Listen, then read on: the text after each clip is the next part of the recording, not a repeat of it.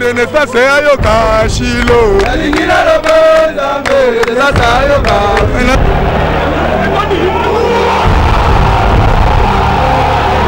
Renaissance arrive, Renaissance arrive.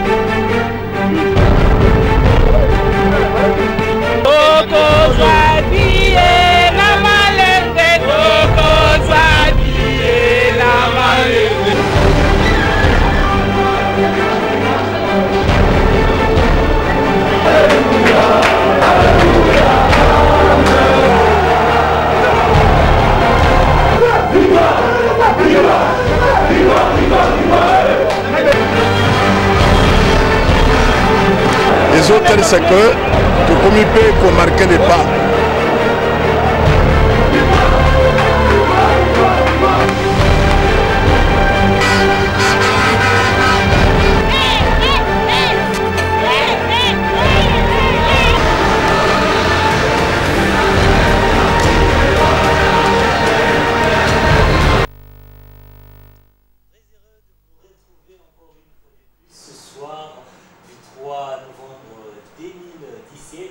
Madame, Messieurs, nous sommes à notre première édition du mois de novembre. Bienvenue dans votre émission La Renaissance, l'émission de Renaissance, l'émission qui parle du Football Club Renaissance du Congo, de ses activités, de ses actualités. Madame, Messieurs, vous êtes très nombreux en train de nous regarder sur Africa Télévision, la 711.25 MHz sur vos télés. Bienvenue encore une fois de plus et bon début de week-end. Nous vous le souhaitons dans notre émission Bana Renaissance. Notre semaine a été bombée, notre semaine a été remplie, madame, monsieur, des événements qui ont émaillé le milieu du Football Club Renaissance du Congo, entre autres le match amical qui a opposé le Football Club Renaissance à la formation de l'AS Dragon Bilima. Et pourquoi pas parler des analyses de ces grands matchs, un match amical mais qui a drainé un monde, qui a drainé la foule qui s'est déplacée en masse pour assister à cette équipe de Renaissance du Congo. Vraiment, c'était la joie le mardi dernier au niveau du stade Père Raphaël de Lac-Tulle.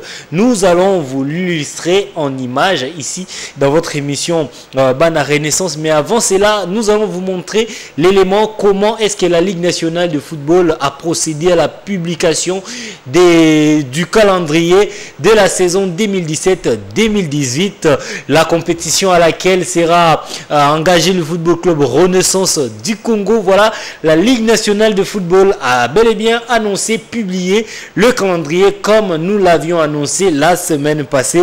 Et après cela, vous aurez l'interview que nous avons réalisée cet après-midi avec le secrétaire adjoint du Football Club Renaissance du Congo, la personne de Monsieur Toutonda, qui a parlé des dispositions qu'a pris la Ligue nationale de football pour le début de ces championnats qui s'annoncent pour ce 12 novembre 2017. Et enfin, nous aurons, si tout va bien, si les directeurs techniques de la corporation de presse de Renaissance, messieurs DT les directeurs techniques Kwaku Vantoto Amegashi nous envoie l'élément très vite. Nous allons vous proposer aussi l'interview qu'a réalisé la commission presse et communication Renaissance du Congo avec l'évêque Pascal Mukuna en ce qui concerne ses débuts même du championnat et en ce qui concerne la grande nouvelle, le match qui va opposer ce dimanche la Renaissance du Congo à la formation de Sa Majesté Sanga Balende. Bana Renaissance, na pesibino lisusu mbote ya mingi. Bonsoir et bon début. Il y a week-end. Na émission na bino Bana Renaissance. Ndenge to mesana ko banda na bino ba week-end to mesana ko banda na bino ba masolo vraiment ndenge na oti koloba Renaissance emen na ezaki un peu bombé, ezaki un peu plein naba activité bomona ki bongo dimanche passé match amical où il fallait que beta entre Dragon na Renaissance et banda qui 7 minutes après Mbula ba supporters balakisi attachement na bango na équipe na bango ya Renaissance ba boy kozonga bandaku bandimi ko pola Mbula bazui même ba se permettre ya ko vider mai na kati ya stade. Pourquoi ka match betama? Quelle envie, quelle soif, raison pour laquelle le coach François Mongei à Blobara toujours. Non, ils sont géniaux, ils sont fabuleux. Vous êtes fabuleux, vous êtes génial. Bah, supporter sa Renaissance du Congo. Mais toko illustre bino extrait à match ou on a toko pesa bino vraiment avant match. To pesibino extrait à match, to pesibino réaction après match. Borozwana nous, en premier lieu, Borozwana nous éléments. Il y a publication, il y a calendrier, il y a un niveau, il y a Ligue nationale de football. Où déjà passe Ephraim Makuba, Azo préparé pour Nabiso. Et puis, Nasuka Tokozwa interview, il y a Sek Tutonda au Aloba qui peut par rapport il y a début il y a compétition mais entre temps passe Ephraim Makuba proposer ce premier élément et puis on se retrouve tout juste après. Passe Ephraim.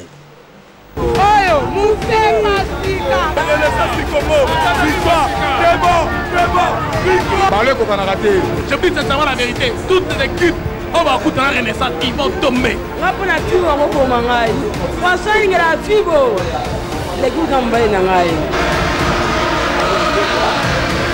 Enfin, la date du démarrage de la 23e édition de la Ligue nationale de football Linafoot est connue. Ce sera donc le 12 novembre 2017, soit 24 heures seulement après les matchs retour entre la République démocratique du Congo et la Guinée, match comptant pour les éliminatoires de la Coupe du Monde Russie 2018.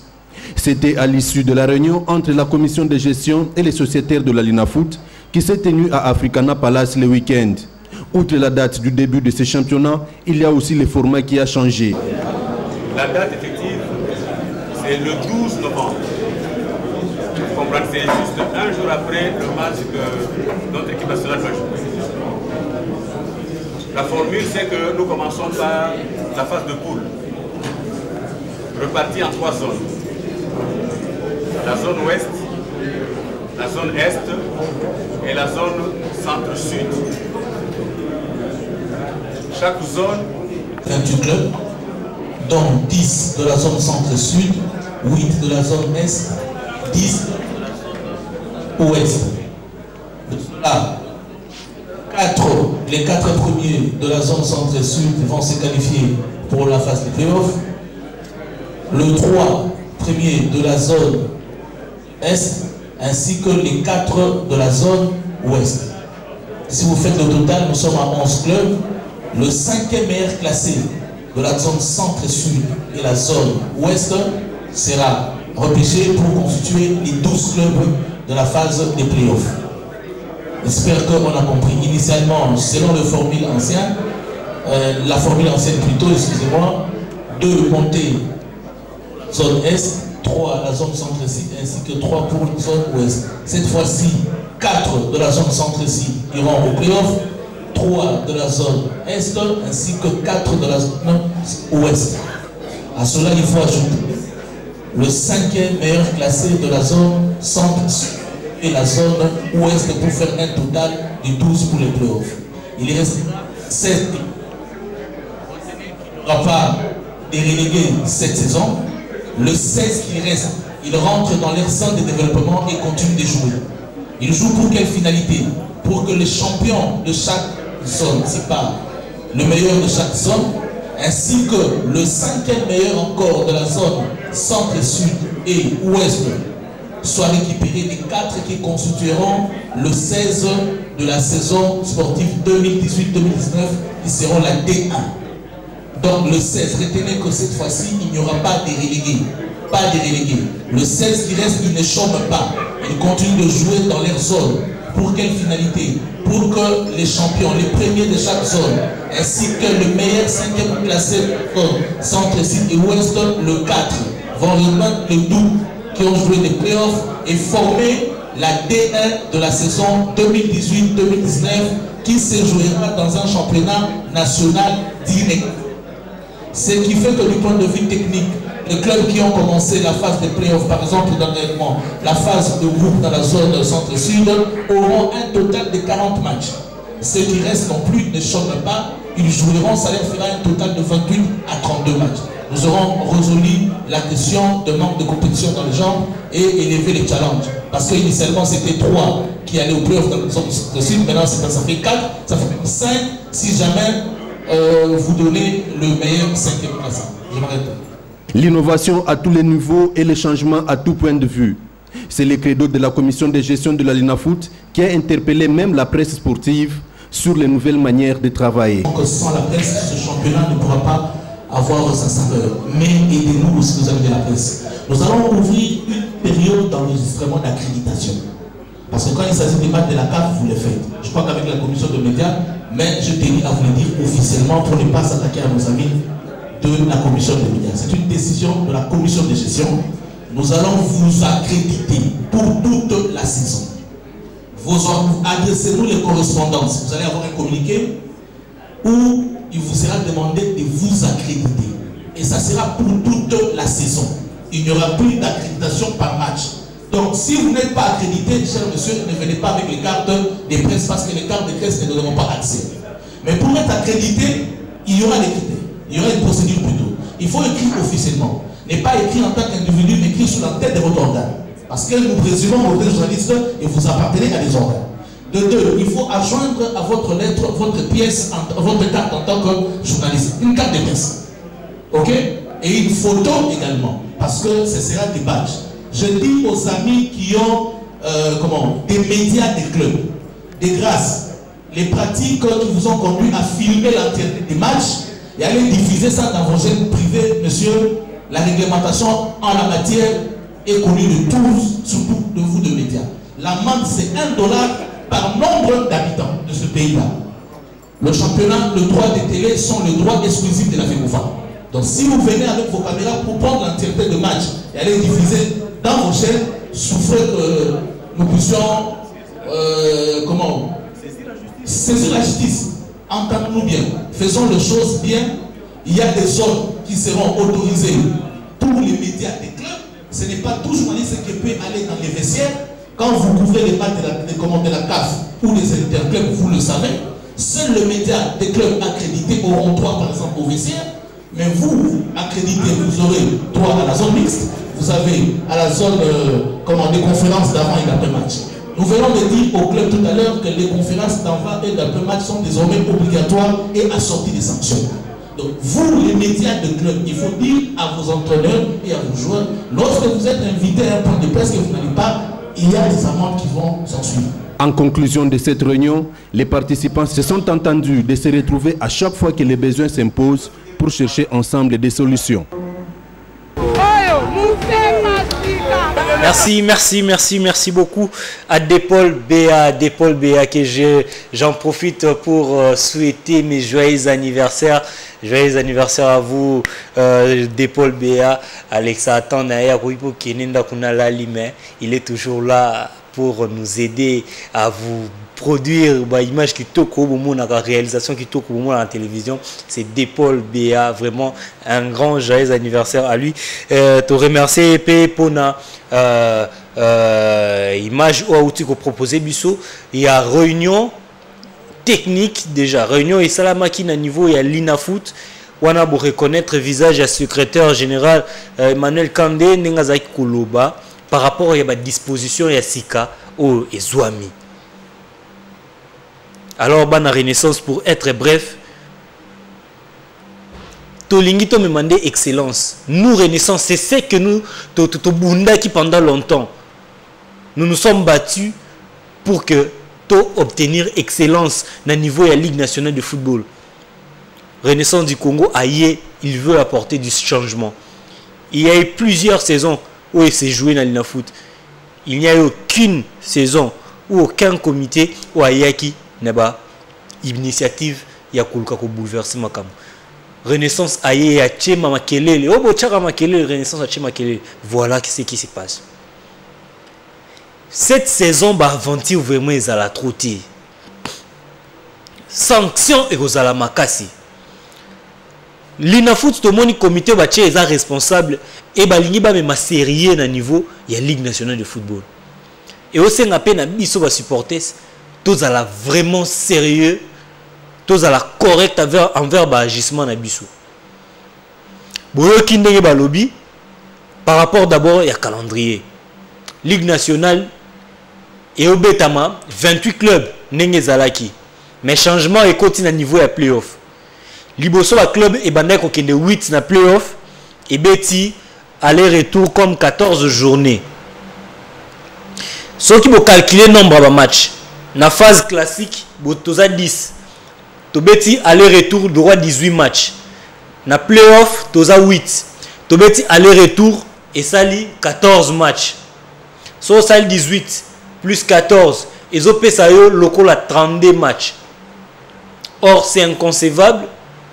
Club Oyo, et zo beta championnat, et beta 32 matchs, 32 journées. Na compétition moro, il y a 28 clubs.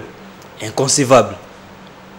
Yango, il fallait qu'au moins l'Inafoot cette saison et souffrir pour offrir biso formule Yassika saison prochaine. Et Keika va partir à playoff. Et to beta playoff. To Rokendeli sous 8 était na playoff des qui ça PC 3 et plutôt ouest et PC 3, est et PC 2, centre sud et PC 3. Si ko tozo kende ouest ngambu na biso côté Renaissance à Betara. A opesa 4 clubs. Centre sud ngambu balupopo sanga balende mazembe. Ba opesa 4. Côté à est au lieu de 2, ba opesa 3. Maintenant entre centre sud na ouest. Pour na ceux qui ont 4 na ouest, 4 na centre sud, 3 na est et PCBSO 11 au lieu de 12. Parce que 12e club, pour compléter, et vous avez la meilleure 5e na zone ouest, na zone centre sud. Or, la meilleure 5e, ne va pas à constituer 12e. Maintenant, saison prochaine, plutôt, le club a réussi à se qualifier dans la playoff T. Ou qu'on réussit à se qualifier dans la playoff T, bah continuer à mettre dans la zone de développement. Donc, dans la zone de développement, nous sommes à 10. Dans l'ouest, admettons que tu as 4 dans la playoff, bah on à 6. 6 ou on a bah tournoi aller-retour. Donc le rôle a 10 matchs. Ce qui est ça que dans l'ouest, quand tu as meilleur 5e, bah on à la 5. 5 on a bah aller-retour et au sala bango 8 matchs. Dans 8 matchs on a un premier à se qualifier directement dans la première division à l'Inafoot. Dans le centre sud on a premier à se qualifier directement dans la première division. On a pour la saison prochaine. Dans l'ouest et plutôt dans l'est on a premier à se qualifier directement dans la première division saison prochaine.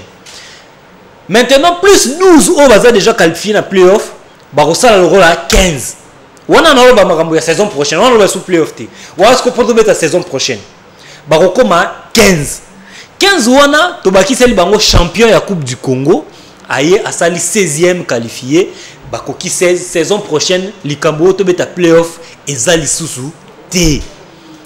To beta playoff to beta qualification playoff et zali susu T. Moi na maman zala prudent ndenge cordon. Schubert Balenda Zolo Bamikolo Zala Prudent. Au bêti papa Lukobi ma premier, deuxième, troisième, on s'est qualifié. Ou sinon, moyen T. L'Inafoot, c'est mon comité commis sérieux, bah même moi elengi. Deuxième chose, au bas lobel nakati, kuna ya réunion na bango, concernant bah ndenge to robeta dans création à deuxième division il y a un niveau il y a l'inafoot R to robeta 16 wana o ba se qualifier na ba o ba réussir ko se qualifier té ba o ba se réussir ba ko réussir ko se qualifier té ba tikali na deuxième division ba tikali na deuxième division alors ba ko zela ba club o e ko uta na ba attente e ko uta na Epefkin et que vous en entente à Bandundu et vous en entente à Équateur et vous en entente à Bakongo. Donc ceux qui vont se retrouver 4 ou 5 plus le nombre de calculer et que ça c'est que base à 10 toujours dans la zone de développement ou va évoluer comme deuxième division. Va évoluer net deuxième division. Ceux qui ont KIP na ouest kuna et plutôt dans le centre sud et kozala ndenge moko bakozwa na entente ya Kasai central na nani na entente ya Kasai na entente ya Okatanga na entente ya tous les 4 Katanga quoi ba constituer pe nombre ba ko bima wana ba mati ba beti zone de développement deuxième division na coin na bango kuna de même pour na bande ko na biso boza na est. Vraiment, c'est comme ça. Donc, tu as 16 directement, 16 clubs de première division. Et puis les autres, tu as zone de développement. Parce que, tu constate que, la minute où tu as la deuxième division, la première division au même moment.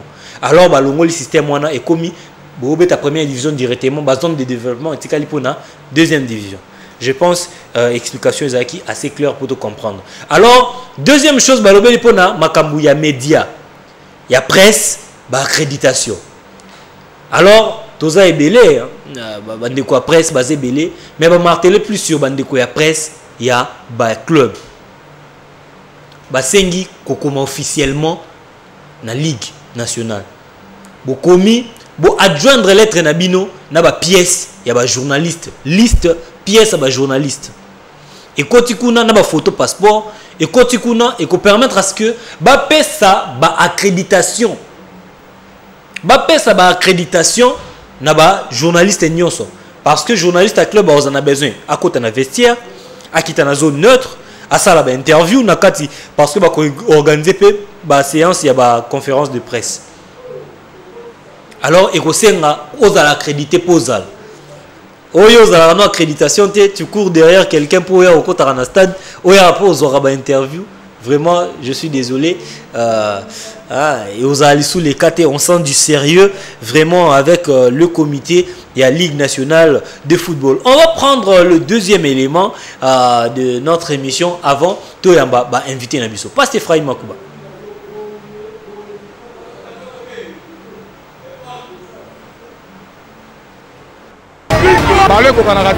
Je dis sincèrement la vérité. Toutes les équipes. On va écouter la Renaissance, ils vont tomber.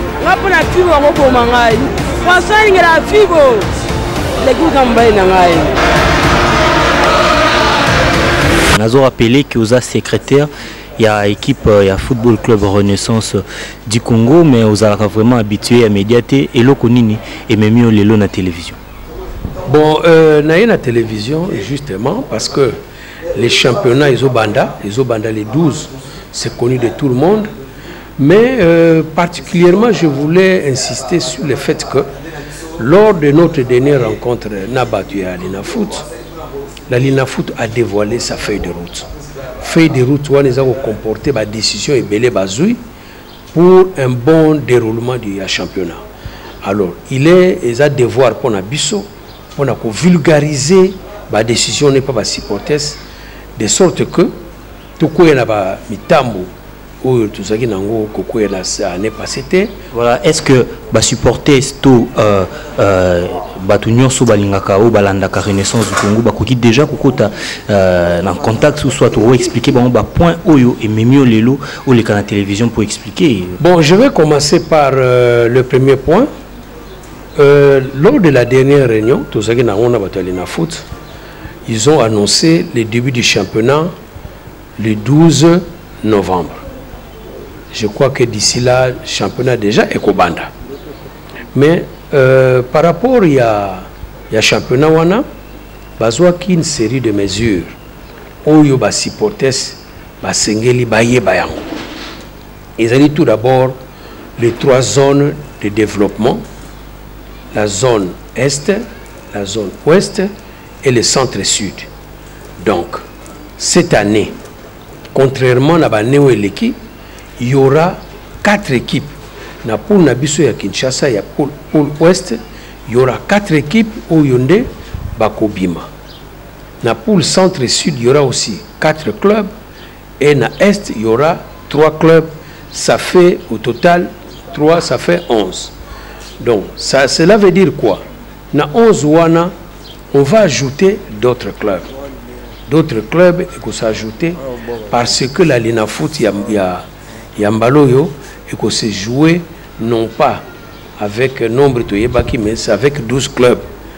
Au lieu de, à la fois passée, c'était 8, 8, 2, ça fait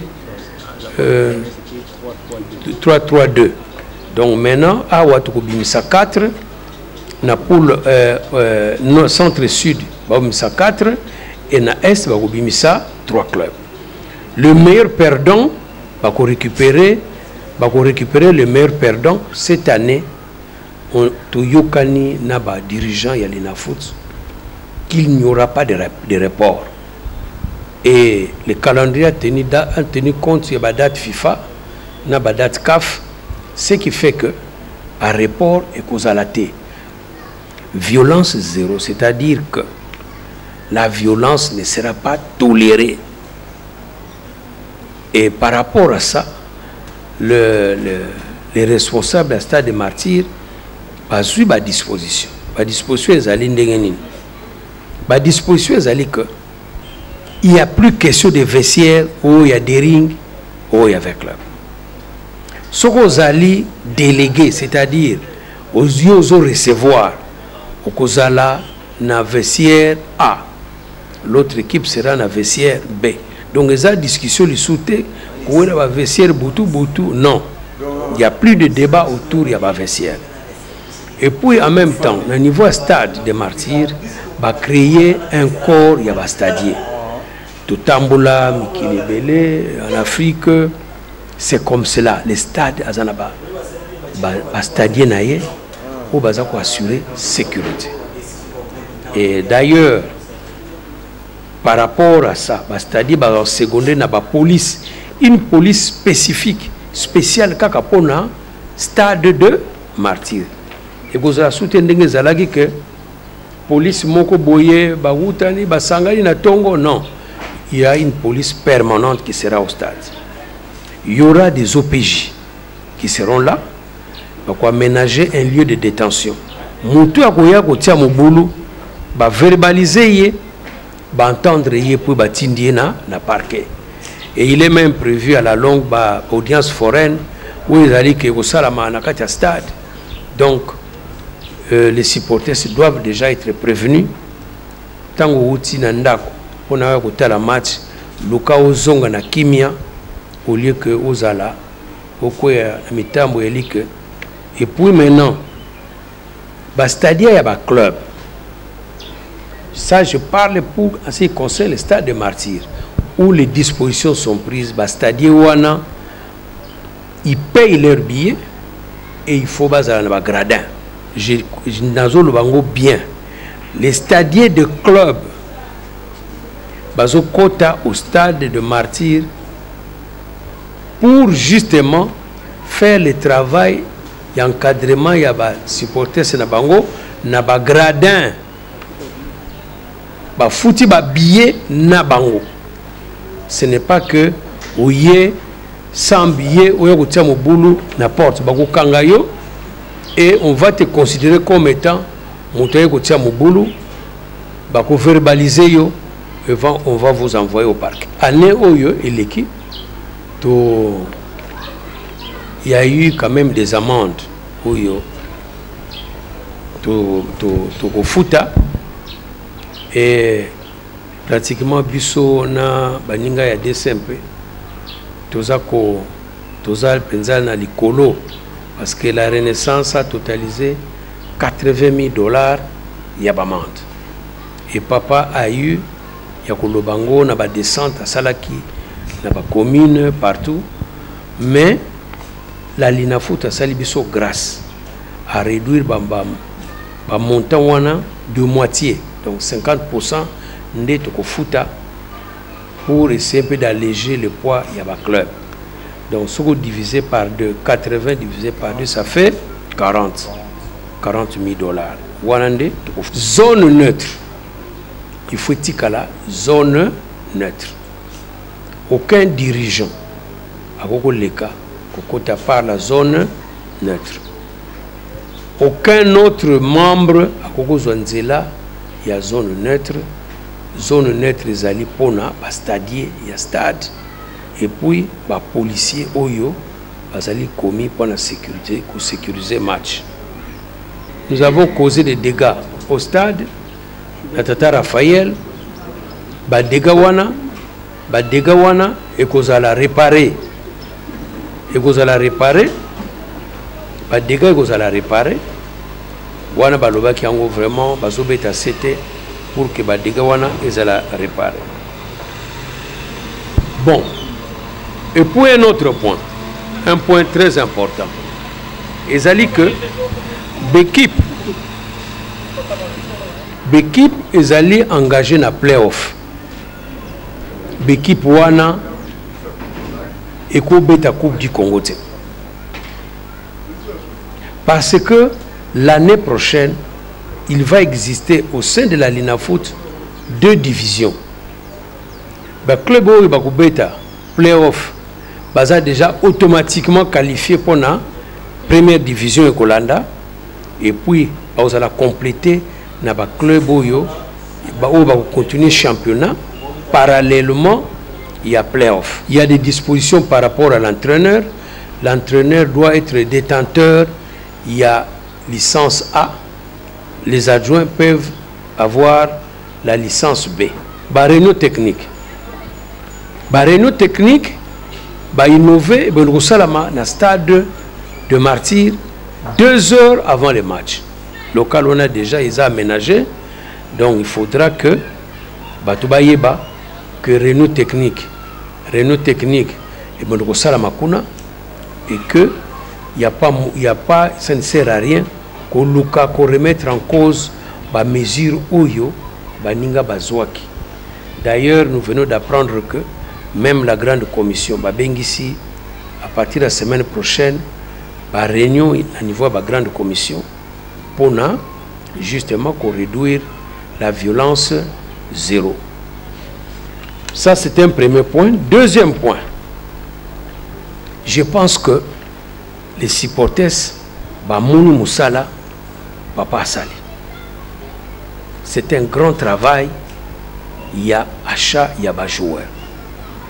Les joueurs, c'est par rapport, il y a l'ambition, il y a club.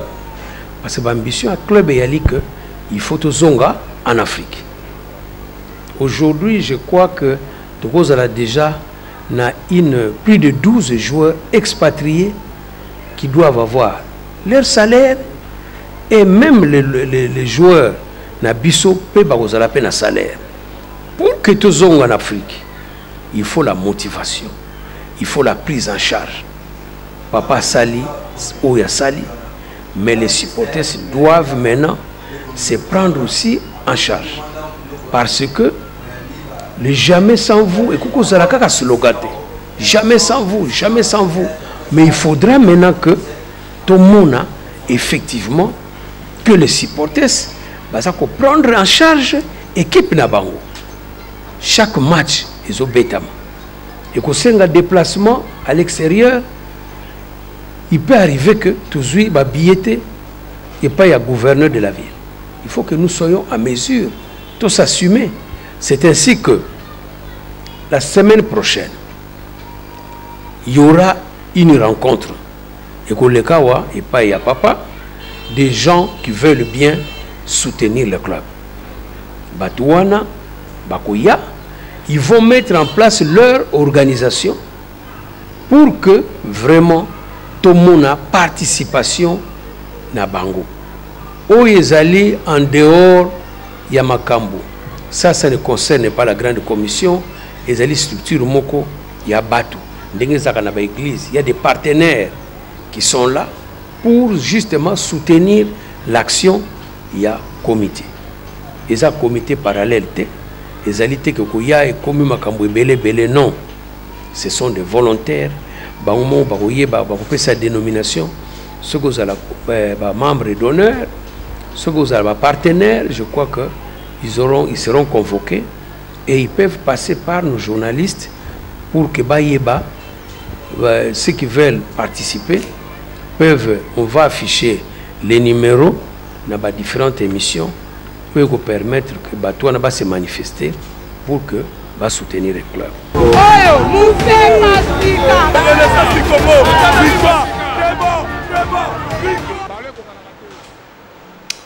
Merci beaucoup à Pasteur Ephraim Makouba Louyeye, papa na Ephraim Makouba Junior. Voilà, on a qui réaction. Il y a Sek Toutonda, il y a qui bongo Lelo même na bureau. Et avec Pascal Moukouna, au niveau de Bondal, on a réagi ça qui juste pour compléter Makambu Ligue nationale à l'Obaki a même biso sous détails et belé. Même des détails et belé concernant les membres à sécurité. Cette fois-ci, sécurité, Boroza Lissous, on a droit au côté stade Ophélété. Somba billet na yo, la kisa ki oye, ko sala musala équipe. Au sombi billet, au côté na stade, au tout salande musala. Musala na eza ko yenga na zone net que tina banzete ou landaka batu non. Télémandé na gradin. Oza na en train à encadrer supporter salinga bamba libanga aza prudent au kangi. Kangi za prudent FCH za prudent. Pour ça la moi bien Renaissance du Congo. Boyo ki amende, yoka kilo ya amende. Juste c'est quoi qui beau bébé na biso $80 000 et amende. C'est $80 000 to somme ba joueur. Soit comme il y a occupé ça on a l'ina foot et comme il sponsoring pendant que biso to luka ba sponsor là vraiment ça sera trop dur pour que l'équipe ne se évolue. Et ça là vraiment difficile. Dieu merci batalina football game somawa ba réduire en wata na $40 000 mais c'est tout et ça exorbitant. Tout ça, si on a besoin de rozonga susu, na ba erreur wanate. Tout ça, si on a besoin de rozonga na ba erreur wanate. Conférence de prêt et conférence plutôt de rédaction. Et réunion technique, excusez. On va terminer la journaliste et conférence de rédaction. Réunion technique et bon ça là 2 heures avant match. Donc match est à 15h30. Na 13h30 déjà réunion technique et salam. Match au Betamana, 13h30, à 11h30, réunion technique et au salam. Donc c'est comme ça que ça va se passer. Le C qui a parlé, à l'obéli va m'acamber belé, va sanctionner, va sanctionner biso. Vraiment, moi la Renaissance, même moral de tout le bamikolo. Tobo il m'a quitté en zone neutre. Tobo il m'a bamba va projectile. Tobo il a ndekota la balle. Dès tout ça qui a un mardi dans match à Dragon, au total à calamité. Oyo tali Bale, otali Koulibaly, otali Poba, otali Kanda, otali Ikoyo, otali capitaine Varane, otali Nzungu Mafwana, otali Badjogo tout ya Renaissance, Rachidi Moussinga, Nicolas Kazadi, otali jouer les ballons. Jouer en anglais, Vincent Tchala.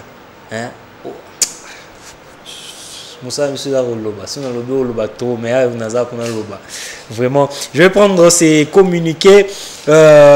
L'installation de la section Yolo Sud aura lieu ce 4 novembre à Saint-Gabriel. Vraiment, pas précision dans le message. Vraiment, donc, installation de la section Yolo Sud et au Salama, c'est 4 novembre. 4 novembre, il y a lobby. Na niveau il y a Saint-Gabriel, je pense bien au Salama juste après match oyo et zappé match oyo et ça honorer Renaissance du Congo tournoi Tembe na Tembe Renaissance du Congo azobeta finale contre Daring Club Motema Pembe. Donc Renaissance à section Kinshasa ba obeta finale contre Daring Club Motema Pembe section Kimbanseki. Vraiment un très grand match qui va se jouer demain à niveau à Fikine à partir de 14h. Moi, dans la Renaissance, il y a qu'à tellement ébélé.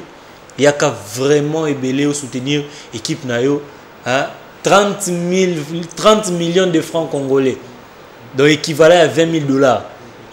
yaka vraiment ko soutenir l'équipe na yo tozwa mbongo wana et tokoma kombo na biso na histoire ya tournoi que tozaka bato ali bosso to gagner ki tournoi tembe na tembe. Excusez, et ko sala honneur ya équipe na biso et ko sala pe ba valeur na biso et ko galvaniser pe susu moral ya biso ya na ba joueur pour na toyeba ko aborder championnat bien. Boyebi ki na playoff ya tournoi wana to gagner avec club. Et ça assurance ceux qui ont gagné sous Daring et aux assurances moi bien au P ça biso nettement prophétie au lobaïté saison avec le Daring oh ya mabe.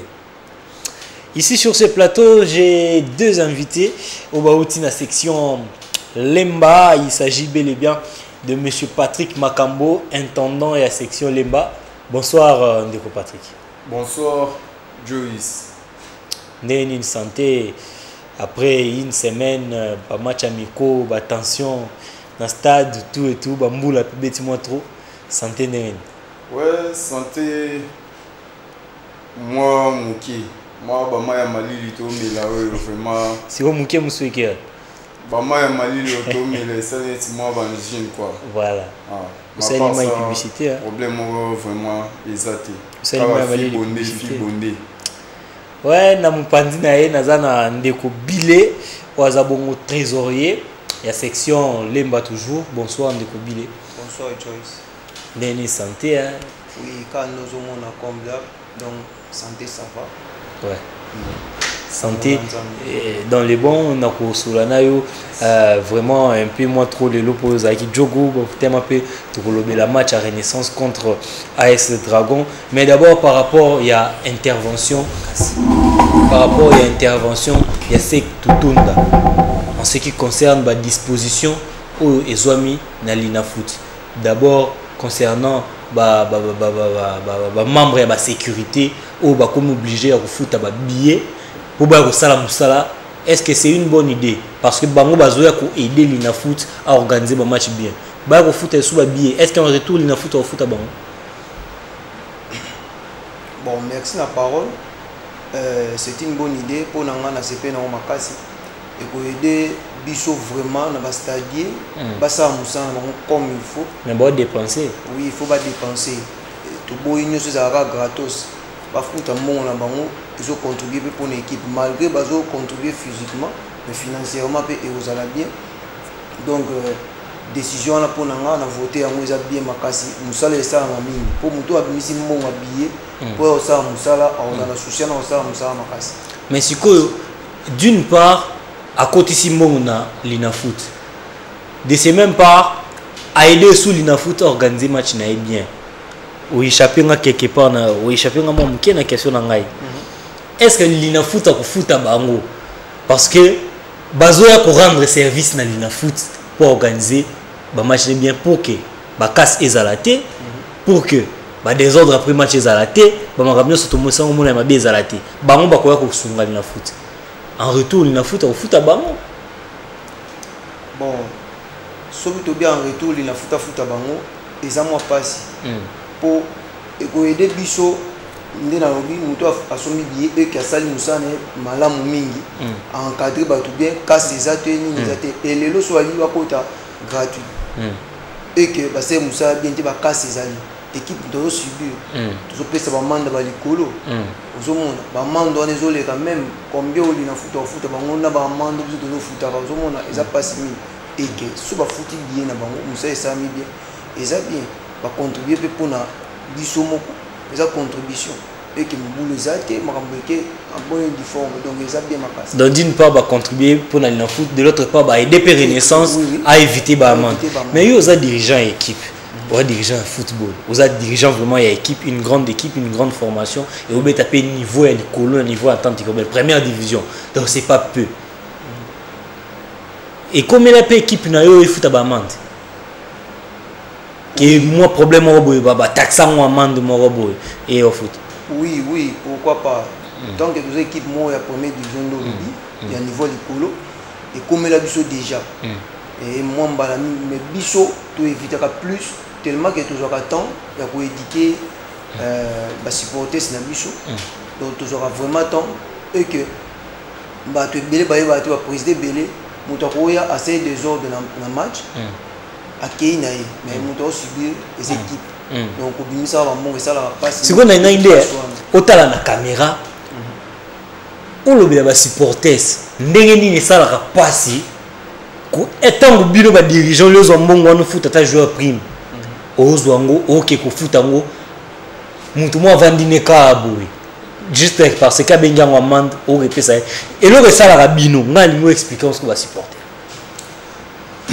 merci la parole na ngino ba supporters ndenge tozawa biso tozawa dirigeant ba club malgré on est de René mais toi dirigeant ba club kobimisa mbongo futa man et soit kamingi makasi et yango wana tina kata stade place na fandara na siba oba Hollanda ou to fanda bango isika mona stade à chaque fois na loba no répéter na linga ba même na sala ko musama oba stade ba sala azo no pekisa bango toujours exemple tu be injure afandra lancer positif pambarable donc à chaque fois tu dikara toujours masse toujours loba ponga na yebi passe wana oba ebité ne ba yebara ti ba mona ngoka to sala bu baluenge belebe mais et soit kamakasi vraiment et soir à Makassi na ozongela ndeko Patrick Makambo mais après que Pasteur Ephraim Makuba avant a proposé biso nano élément et avant match il y a Otobeta qui amical contre Dragon ndeko Patrick Makambo nazongela moi si ma question on a posé ndeko Bile bastadi na biso bazana na biso mo équipe na biso ba oya okota stade pour basala musala ba organiser makambo bien to mona ba policier pe ba oya osala wana ba ofuta billet ba stade baza engagé na stade o ba futa makambongo o basala musala o basala rakutu te ba ofuta billet mais ba oyo bazoya ko sala musala moko boye pona ko dorer image na foot ba futa mbongo est-ce que idée on est bien? Ouais, Joyce, ceux qui n'ont pas lu pendant le lobby, n'ont pas besoin de ciment, les trésoriers à lobby, soit totalement tout banda qui renaissance, soit tout bandi tout banda qui renaissance, ensuite après place à Zana on peut essayer de son excellence Denis Kambaye. Vite à s'entraîner na 4 à 20 mai, mais biso renaissance tout ça l'entraînement na terrain qui rigole. Vite à la Ligue des Champions, mais biso to bande équipe sika to s'entraîner na Kerigol. Mais supporter azo tandaku terrain neza clôturer titala terrain ya Kerigol nezalaki. Qui na roté mananga pe na hôtel entraînement na Libandan. Mais mutozo parvenir placer le verre azo 1000 francs à foutre na kata kitala. Et puis mon pe papier fait garoya boye 15 heures ceux qui 16 heures entraînement ngesi la boye. Aya binisi mbongo parfois 20 000, 30 000, 50 000 bateau tout au télémi banda au moni to koti na nini na kati pona rotala yango nde na ngana zonga la sima pola nini to lobaki renaissance to ye équipe moyenne na révolution ezaka te ko to sala boyo nini te ye na makambo yo surtout de révolution ye na ba makambo yo surtout ezala sur plan ya bale ezala sur plan ba nini ba makambo lelo ba équipementier tout ça yango ndo monisco révolution na toye nango nde pesime na compte me ba stadion na zonga sima nde trésorier lobby lelo ba stadion so ki ba comme au foot mbongo wana pombongo na ka recette na nde to salaki to kabula biso lisusu na lina foot na renaissance o bato na biso ya DG comment DGK o bazorana la police bazoraka recette na nini to kabola so trobi ki na compte na biso to futate o monike yo banda kitsa susu recette o ya biso vraiment et wana ezo sunga biso te kitsa su recette na biso ezo aider biso te vraiment. Renaissance du Congo a betaki match amical mardi passé contre AS Dragon. A Kobe tapé match amical dimanche. Avant de proposer bino d'abord élément avant match. Natboti kana annoncé bino que dimanche contrairement Nenge Ezaki annoncé pour ce samedi match Eza dimanche na stade plutôt stade des martyrs de la Pentecôte na 15h. match amical et opposé bongo Renaissance du Congo na Sa Majesté Sangabalende Wabangelou Nibasantu. Voilà, et vous allez bongo dimanche à partir il y a 15h30 et ça les sous samedi té na Tata Raphaël PT. Et ça dimanche na 15h30 na stade de Martyrs de la Pentecôte. Parce Ephraim Makuba proposé biso élément il y a avant match amical opposé qui Renaissance du Congo na AS Dragon Bilima et puis tozonga tout continue na ba invité na biso. Pasta.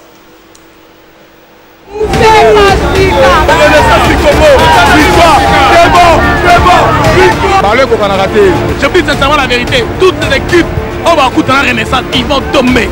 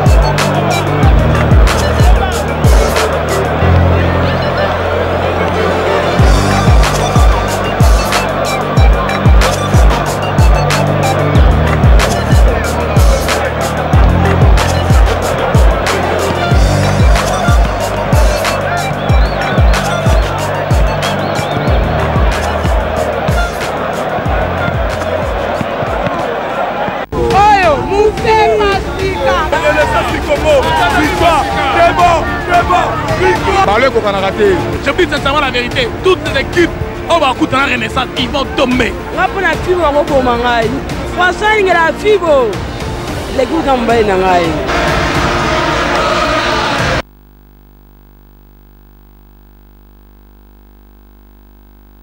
Là, c'était l'élément d'avant-match qui a opposé l'AS Dragon Bilima, la formation de Renaissance du Congo, le mardi dernier au stade Tata Raphaël de la Quétule, sous le coup de 15h30. Voilà. Contrairement, nous annoncé un match amical les autres dimanche dans le stade des Martyrs de la Pentecôte. Tout le monde appel à la gestionnaire et à stade des Martyrs de la Pentecôte. Oyo balobi que confirmation mon côté Zouami. Concernant lieu et match stade des Martyrs a saisité pour n'aktoloba que il y a un écho abrité match wana et dimanche. Donc jusque là tout ça dans la précision c'est il y a place match au Betamate sur stade des Martyrs tout stade 20 parce que gestionnaire il y a stade des Martyrs au benga balobi que match confirmé dans le stade de Martyrs parce que Bango bazwina nous confirmation il y a ce match il y a Renaissance contre Sanga Balende Kounate. Je vais aussi lire ces messages. Il y a Serge Matabaro à partir de Kingabwa à Lobby. Je veux juste dire que la sécurité de la Renaissance aide n'aide pas la Linafoot, mais aide nos clubs à éviter les casses et les amendes. Donc, nos sécurités sont premièrement les supporters. Supporters. Merci beaucoup à toi, Serge Matabaro, à partir de Kingabwa, avec ta femme et toute ta famille. Et Tokemang, on a régi pour te voir extrait. Il y a match où il pose Kibiso, na Dragon Bilima, et puis on se retrouve tout juste après.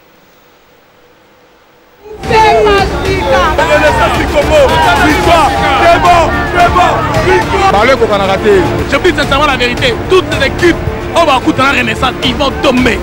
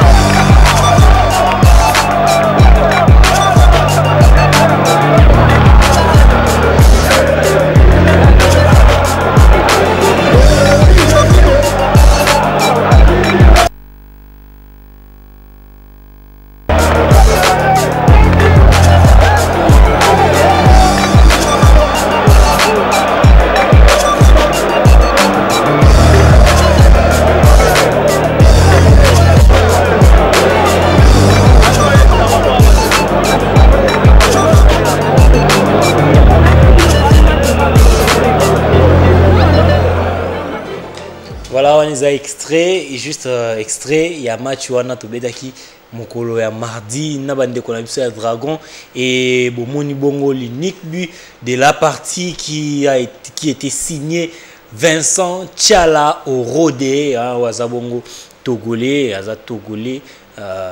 bêta na Renaissance du Congo. Vraiment l'unique but de la partie qui signé Vincent Tchala au Rodé. Juste kaka particularité moi na côté Pasteur parce que tu as enchaîné 3 matchs amicaux. Dans 3 matchs autobeti Pasteur décisif à Ozalaka moko. Ezaka Rachidi Musinga. Tobeta ina di Bumba Pasteur Ezaki Rachidi apesa Nicolas Kazadi. Tobeti contre système Pasteur Rachidi apesa Lamine Diawara. Tobeti contre Dragon Rachidi apesi Vincent Tchala. Dans des ans ba jogo qui na coopérer na Rachidi po yene mdawo pesa ni mapasa babi. So coopérer na bien te a mitalio so pena monio beno za ino bien a boino pesa Nicolas Kazadi apesi ne Vincent Tchala mpanzi kuna Vincent Tchala che.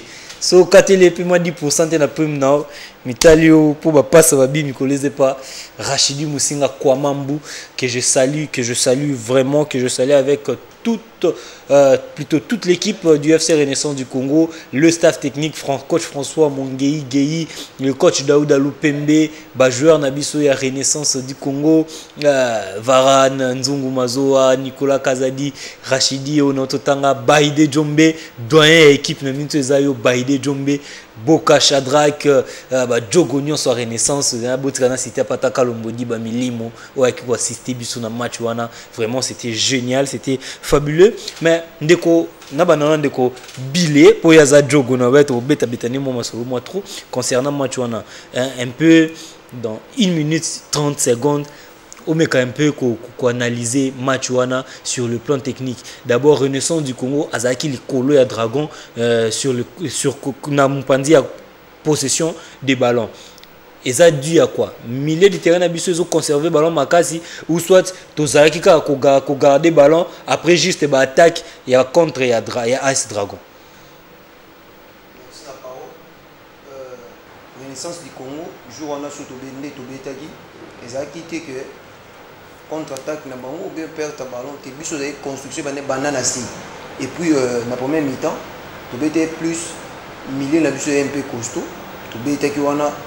Donc, tu circules le ballon très bien, milieu est costaud, surtout bêtis, tous de défense, milieu ballon moi dégagé mes arrêtés. Tu bandako banana c'est toujours kaboula jusqu'à ce que tu aies le colo, le débit est marqué. Et par après, on a félicité le coach pour ébeler le ballon te supporter ce bayaka pour na bango ezakaka ndenge na la fois passée à mon akaka wo azu télé wo non. Oh, pour la vision, nous sommes que tout le monde a voté, voilà. Tout mon équipe, voilà. Le cause est première fois on a ébélé, ils avaient peu moyen de jouer en contact avec le public là-bas. Renaissance a ébélé, babé toute la maîtrise devant le public et puis ébélé ça qui on a la fois passée, on a calmé, on a essayé de dire tension pour ma femme. Bazaki on est belé et place de Fandaki tu le plus qu'au conseiller bango et puis idée à coach na apprécié qu'on makasi et à mati équipe à Bimisho Bakoti. Jusque là équipe est prêt déjà à affronter le foot à ton avis. Nande momona ki match. Oui déjà tu as prêt à affronter le foot pour équipe de BT dans Dragon, l'équipe mon construit la fois passée et puis l'équipe à le foot déjà. Donc n'est au message de Patrick Alobaki donc tu bêta comme da n'est au message bon sur bêta tu bêta comme da de Patrick Nazo moi Maloba Mukie premier mi-temps tu bêti na équipe Mususu deuxième mi-temps va changer 7 joueurs donc batiki na terrain kaka Baïde Boka Kambo na gardien na biso Futu nyonso etikali ba balayer bango ba changer deuxième équipe mais tout moni équipe ou ami balé na liboso différence ezalaki te sikoyo ndeko bino wat boya bino vana na gradin biso ya aussi ça continue na TVA bozolo que coach François Makam. Oui Joyce son la lieu et loko na tota o lobela mo ka ba joueur tota kolobelango semaine on est sur le cas tolobi effectif ngautu sotali net ba Nicolas ba beta quitté ba Jami ba beta quitté Jami beta quitté za na ban ba zaki na ban presque ba jouer belé musu ba beta quitté ba Nzungu Agozo latéral droit ouais ba beta quitté donc tolobi Renaissance do na habité donc na habité Renaissance na habité soto ko benga ngo phénomène ni donc on a compris net ndenge to solana yoana petit na nga Youssouf mo azana ndako kona zota la TV azotuna Koulibaly o auti wapi eloko to essaye bango ke titulaire ba bota maranango te mais ezaka question ya rendement sur le terrain et coach azomona yo ndeko cho titulaire Koulibaly to lobela on a lina foot tout maintenant sur le plan général pardon sur le plan général parce que tu on côté Koulibaly et c'est notre le sous Massoudi to le sous Kanda to le sous Ikoyo de même sous débat Moulay donc en général dans 15 secondes 20 secondes pour tout avancer l'émission na osonga kande pe trésorier lobby moins 15 secondes sotali donc biso to yite ko to ya to chabio to sala boité voilà to ya ki total andé équipe et comme il nini tout le système de jeu pendant qui était tous après aux sentir balle bandina sima ti tomati au moins les bangoyo surtout bazongi bloc que on est ça au moins moko mati moko tikali donc si toi l'autre c'est là le consigne au coach à Pessi bango donc à toi perdre des ballons faut respecter nini zone là donc en tout cas quand on a tout le monde pendant qui était musala au coach azo ça vraiment papa ça là tout attends moi au bakisela pendant ba fleur. Photo pesa pena pour la coach François pena totika la naïe. Merci beaucoup Sec Patrick et plutôt intendant Patrick Makambo vraiment la ligne foot ya ngo to senga ki bino table ronde. To senga bino table ronde pour na ba analyse ou les émissions ya ba analyste. To senga table ronde pour la ligne foot zo banda to banda ni na ba analyse ya ba match ko décortiquer ba match. En tout cas ça la biso bien ça biso bien et vraiment là j'en profite pour saluer un coucou au président R et Sika Olanda biso vraiment bonsoir à vous, président, et pourquoi pas dans notre analyste maison, Pichou Mwamba, maître Pichou, aux manqué 2 semaines en mais j'espère bien à l'Inafoot, première journée, MK Renaissance, aux Alawana pour notre bêta maman solo, analyse des 14 mais cette fois là, la table est ronde, et ça vraiment bien. Mais, de Patrick, dans une sunga munayo, message ni boye dans le lot, tu es que papa avec Falaoya, dimanche, oyo, na section à but. Oui, merci, Joyce. Oya mutu ya penza toyeli na bande kwa lemba en général deux ans likamba section teme lemba en général fallait to yamba papa avec do na lemba les 5 tozame na document on a la isaki semaine passée donc alandio ba pesa biso il fallait avec akita les 5 na nini na lemba makambo tu ya salle to sala déjà na galerie go Tanzanie le seul mot qui toko penza au bapé c'est biso opportunité qui mais les 5 matchs Renaissance sanga balende comment vous combiner bevenem te bo yangonde to monaki netinde to to tana trésorier to ti ko wu tana réunion à grande commission to to ko même ndaouté to ti réunion à grande commission de ba bi vite to zobeta match dimanche na lobby a passande na so souhaiter na basket place baza tellement tournoi tembe na tembe eza lobby na terrain Fikine donc tout le monde était au lieu de combiner ba fatigue à lobby samedi to même on le soussouni ni dimanche donc et au salamabe vina match pe to betana sana balende de to ba qui était to suspendre arriver à avec Pascal avec papa avec na nini na lemba je crois semaine to bana mardi déjà ba on a déjà au courant makambonyo surtout. Donc presque Makambonia surtout aussi ça qui déjà trésorier déjà et dit Makambonia surtout au Azana 4 organisation. Donc nous surtout ici là déjà il fallait tout yamba papa avec donc dimanche na lemba mais ils ont ce jour en ateza reporté. Voilà parlant Naoki c'était intendant bete masolo à tembe na tembe. Na vous rappeler bien sûr que lobby de finale au Betama ou gagner lobby dans une bombe. Donc c'est ça finale les a entre section na section Renaissance Kinshasa na section Daring Club Motema Pembe qui matiki boye belé lobby na 14h na Fikine 1 boye vivre match wana Renaissance a gagné pourquoi pas tozwa cagnotte wana tozana coupe te me cagnotte pour et ça là moi bien décobile tout comme qui dans la chute et émission nabiso na habité so na ba détail ko ba qui ça par rapport à report concernant arriver avec. Merci la parole Joyce. Na ngalo ba plus na ba supporter Nyonso il y a Lemba en particulier pour un report il y a descente avec la section Lemba ils sont sous les 5 t ndé ko patika autoloba contenu à tournant en lobby et puis il y a match à dimanche contre Sanga Balembe mais nanga beta plus CT Lemba eza munene Lemba eza munene e bandi likolo to tanga ba Tchad to voire même na campus wana hein to quitter intendance Mbanza Lemba Livulu Rigini Salongo mais na plus na benga ba supporters kuna na opesa mbote en passant papa Nyoka hein président Nyoka na côté ya Mbanza Lemba kuna boluka plus boya événement eza pona Lemba na toluka to mona bino boya ebele bazoya mais boya ndeka na tangi ba quartier na nyonso Lemba foire tout le monde boya voilà pour l'événement boya ebele nous allons retourner encore une fois de plus du côté de la régie ici capable de proposer une réaction après match. Il y a entraîneur d'abord François Monguei et puis il y a joueur. Passe Ephraim.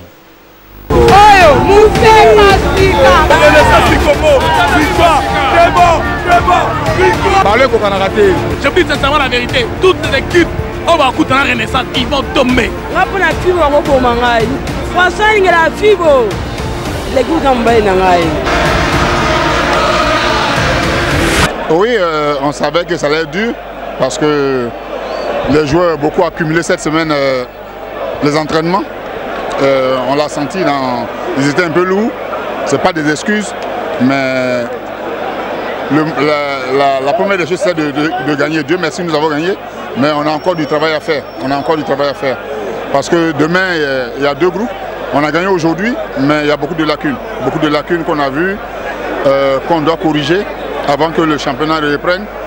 On sait que ça sera dur pour nous aussi cette année. Personne ne voudra nous lâcher. Le match a été difficile, mais l'essentiel est de l'emporter. La victoire apporte la confiance. Et puis bon, on va commencer à travailler doucement pour retrouver quand même le rythme. Êtes-vous satisfait de vos joueurs? Très satisfait, oui. Parce qu'ils ont accumulé des entraînements aussi. Voilà pourquoi ils étaient lourds. Donc c'est à nous de gérer maintenant les entraînements parce que le championnat reprend dans pratiquement 10 jours. Pour qu'ils soient plus frais. Donc satisfait oui, parce qu'on n'a pas perdu. Satisfait oui, parce qu'on a été dominé, mais on a résisté. Ça fait partie du foot. Maintenant, il faut réagir. Comment réagir? On va travailler ça cette semaine. Ouais. Bon, il y a des choses, un sentiment de supporter, si on va répondre pour l'élo. Il y a mis les Zaka qui est merci na massa tout na effort tout ça lui to gagner. Les premier match na ba massa mususu. Talara to ça les ba départ rebelle, les premier match ba massa mususu. Ba pe sabi so temps. Tozo la melo kwa ngome malem to la manyo sotu mbala mote be lamba mote malem be to sala ya mingi merci kana ba supporters na biso pe courage na ba maso baye ba tia vraiment esprit na boulot to sa ya mingi message na ba supporters l'inafoot ezonga dans quelques jours yondo za capitaine à Renaissance un message na ba supporters bon message na ba supporters na biso to na s'adresser na bango kaka ba masa o baye bazana nous baza un peu timide bazala non na bolingo na bango ba pesa bango na sentiment wana ba pesa bango sentiment et pesa bango souffrance sur beta ko critiquer bango non te ba une équipe sika il faut ba beta nanu to ça les sous effort na biso ba ancien na ba masa baye to beta sous trop il faut to beta vraiment trop. Bon, je remercie d'abord le bon Dieu qui nous avait permis de montrer nos talents aux supporters et puis je remercie les supporters aussi d'être là pour nous soutenir. Inch'Allah, on va travailler encore plus pour démontrer ce qu'on a au fond. Vous allez affronter un championnat que vous n'avez jamais joué, la Linafoot, qui débute dans 10 jours. Et il y a un grand défi à relever devant les supporters de Renaissance. Quel est un petit message que tu peux lancer à tous ces supporters? Bon, le message que j'ai à donner pour les supporters, je les appelle toujours d'être là pour nous. On est là, le football n'a qu'un seul langue. La langage du football, c'est le talent. On a les talents, on va travailler, on va démontrer ce qu'on a ici. Ouais, ambition la c'est ça. Donc tous on est champion, nous tous on est sur la Coupe d'Afrique. Donc tous travailler quand on fait l'effort que sur playoff, on a embêté sur Coupe d'Afrique. Donc tout ça est fort. Linafoot c'est l'ingé banda, message nous lancer dans les supporters. Le message c'est ça les supporters pour appuyer biso. bappuyer biso makambo bien ezali tozo travailler biso toza na pona ka robunda mais ba ya bappuyer biso makambo ezali ya bien oyo mufe masika parler qu'on a raté. Je dis sincèrement la vérité, toutes les équipes. Merci beaucoup, Pasteur Ephraim Makuba et à Depol Béa. On est qui réaction, il y a des supporters. Tozongi pe sous mangu na niveau régie. Bon, tous les éléments nabiso Yasuka rubrique à vous l'antenne. Depol Béa propose nous cet élément.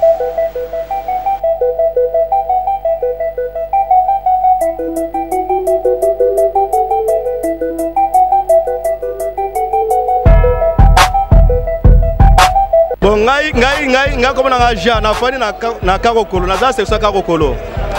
Na préféré jouer na mingi na linga Rachidi na se plané beteli na ye donc na linga ebete na mais ameka ko bongisa sumo mukedo soka zuba la kota mingi na carré pa nini tozo kata mo bokazo penalty donc Tiko na section kini centrale et pas président qui sombe. Ngai na zo pesa conseil mukeka na zo répéter ka pas baide. Baïda Betaka très bien, ba monter na pesa la très bien. Et là que ça ya muke ya bien kaka abom ça ba centre et puis à la calme.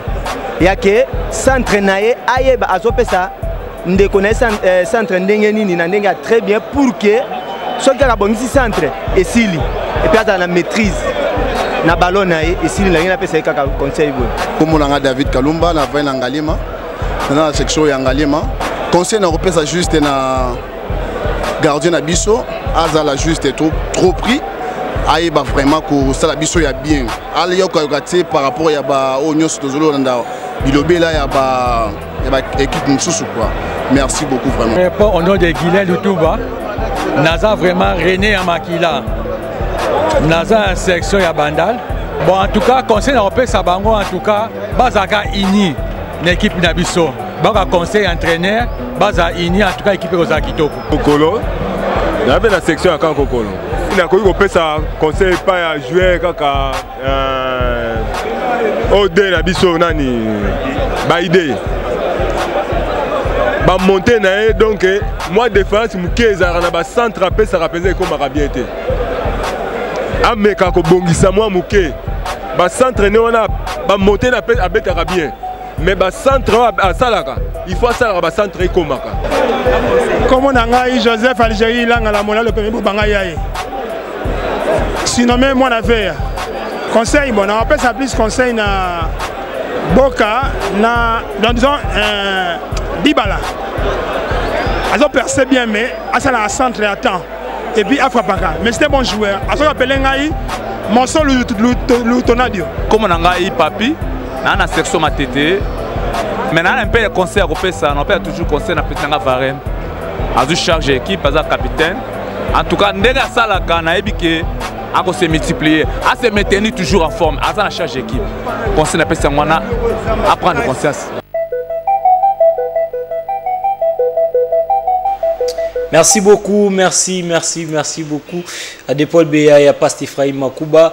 On a tout comme vraiment nasuka ya émission nabiso en ce qui me concerne vraiment match à Dragon hein, c'est longai mutu vraiment batonga ko féliciter zakaka Baïdé Djombe na Boka parce que bah ça qui est un grand match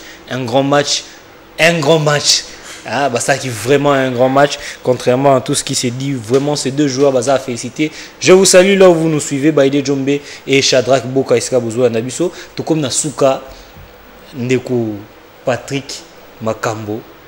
Mot de la fin en quelques secondes, on a quelques salutations pour Toshite, comme de la souka. Très rapidement. Ouais, mot de la fin, on s'adresse quand nous sommes dans les bandeli. Pour la bande qu'on a biso lemba, vous allez toujours calme. Bongo, makamotu na salle déjà, tout ça déjà calme. Et si quelqu'un a tout qui a tout yamba papa. Évêque. Date vous allez donner ultérieurement. Date donc c'est tout le cas pas fort besoin nini. Date. Ouais. Par remerciement, nous avons le président Gigal Kassongo. Nous avons moi ndambo asana ngwa zoe na mona kati ya section lemba. Pour soutenir en tout cas ça mécène mo ya munene na kati ya lemba na penza. Et puis na pesi moi mbote na président do Mombinga, vice-président section, place za yekuto bombi moi na ngombe. Ozo bomba pour na pesa papier avec. Papa Pierre Kilanga vice-président. Sans oublier petit frère Nabiso Jumandaka, Oaoti na kati Angola. Aza déjà na kati qui na petit sœur Oazo honoré biso dimanche Minandaka. Merci beaucoup. Donc place Aza. Merci beaucoup Ndeko Bilé. Un mot de la fin et puis quelques salutations avant de se séparer. En quelques mots. OK.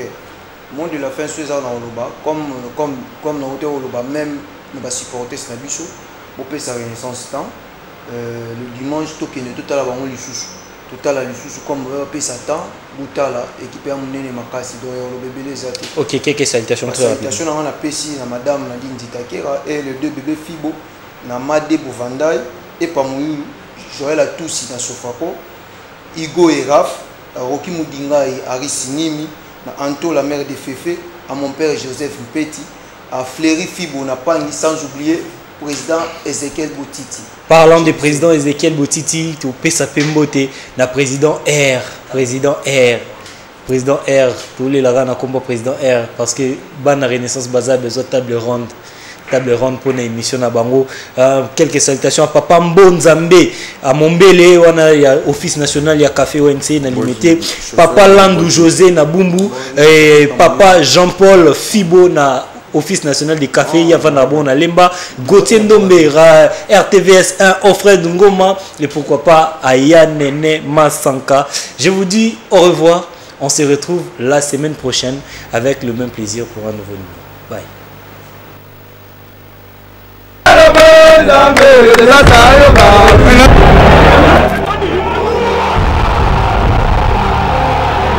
Renaissance arrive, Renaissance arrive.